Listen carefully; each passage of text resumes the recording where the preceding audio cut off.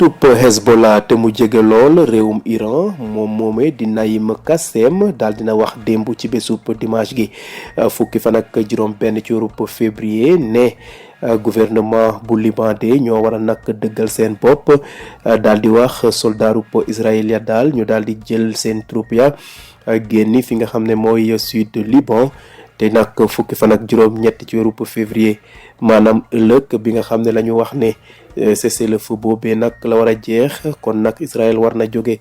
fi nga xam ne moom mooy sud Liban bi nga xam ne jot nañ ko occupé loolu de la Naim Qassem daal di xamle moom mi nga xam ne moo nekk njiitub Hezbollah ci jamono yooyu nag armée bu réewum Israël wax na ne daal amal na ay bombardement jëmale ko ci ay sites yoo xam ne Hezbollah moom moo ko moom te nag mu samp fa ay lance roquette ak lance missile ca fa nga xam ne moom mooy réewum Liban googee waaye nag waxuñu nag exactement fan la installation yooyu nekkoon ca Liban suñu demee nag ca fa nga xam ne mooy bëj Saalumu Liban ba léegi ab soxna de daal nañ ko faat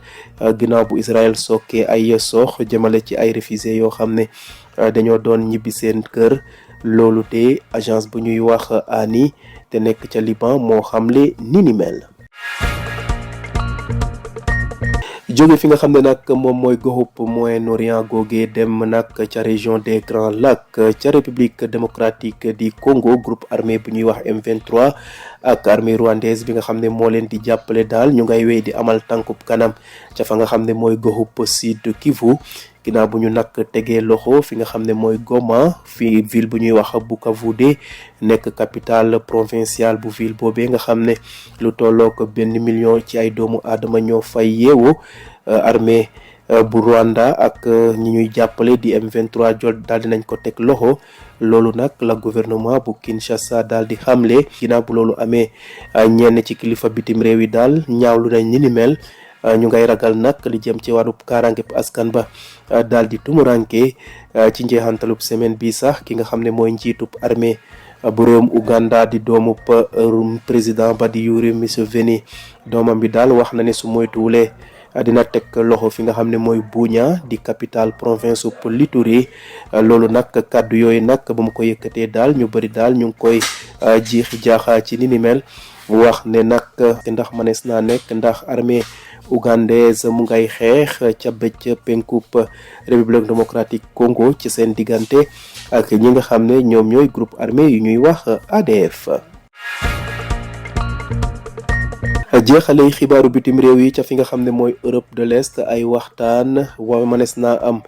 ci diggante Russie ak waa Amérique loolu nag ñu ngi koy waajal ëllëg ci bésub talaata gi waxtaan boobee nag mu ngi fas yéene amee fa nga xam ne mooy Arabie Saoudite te la tax ñu daal di jëmmal ni mel fexe daal ba diggante Moscou ak Washington daal di ratax diggante Vladimir Poutine ak ki nga xam ne mooy Donald Trump ñoom nag ñu daal di ànd juboo dox ci seen diggante loolu nag moo waral sommet boobee nga xam ne waa Kremlin ñoo ko xamle ne daal dina am ëllëg ci bésub talaata gi chefu diplomatie bu russe di Sergei Lavrov ak ki nga xam ne mooy Yuri Ushakov mi nga xam ne mooy conseiller diplomatique bu président Vladimir Poutine ñoom ñëpp de ci bésub altine gi tey daal dinañu ànd dem fa nga xam ne mooy Riyad ngir daal amal réunion ci li jëm ci ndaje boobee loolu de la ki nga xam ne moom mooy Dmitry Peskov mi nga xam ne mooy porte-parole bu présidence bu Russie daal di xamle tey jii ci bésub altine gi. Le chef du Hezbollah pro-iranien Naim Qassem a estimé dimanche 16 février qu'il incombait au gouvernement libanais de pousser Israël à retirer ses troupes du sud du Liban d'ici le 18 février, conformément au nouveau délai imparti dans le cadre de l'accord de cessez-le-feu. Entre-temps, l'armée israélienne a dit avoir mené une nouvelle frappe contre des sites du Hezbollah équipés de lance-roquettes au Liban, sans préciser le lieu exact. Et dans le sud du pays, une femme a été tuée par des tirs israéliens alors que des déplacés tentaient de rentrer chez eux, selon l'agence officielle libanaise ANI.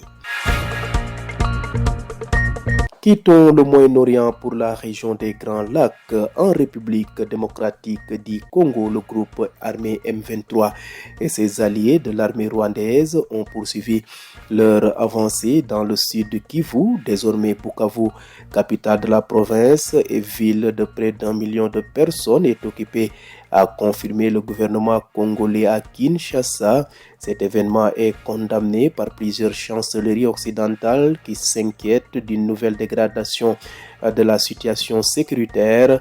Et ce week-end, le chef de l'armée ougandaise, fils du président Yoweri Museveni, a menacé de prendre Bunia, capitale de la province de l'Ituri. Difficile de savoir quelle crédibilité donner à ces paroles, d'autant plus que l'armée ougandaise est actuellement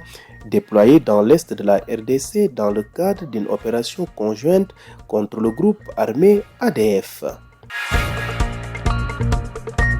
Bouclons ce rapide survol de l'actualité internationale en Europe de l'Est. Des pourparlers entre hauts responsables russes et américains prévus demain mardi en Arabie Saoudite visent à rétablir des relations entre Moscou et Washington, notamment de possibles négociations sur l'Ukraine ainsi qu'un éventuel sommet Trump-Poutine, a indiqué aujourd'hui lundi le Kremlin. Le chef de la diplomatie russe, Sergei Lavrov, et Yuri Ushakov, conseiller diplomatique de Vladimir Poutine, se sont envolés aujourd'hui lundi pour Riyad pour cette réunion, a indiqué aux journalistes le porte-parole de la présidence russe Dmitry Peskov.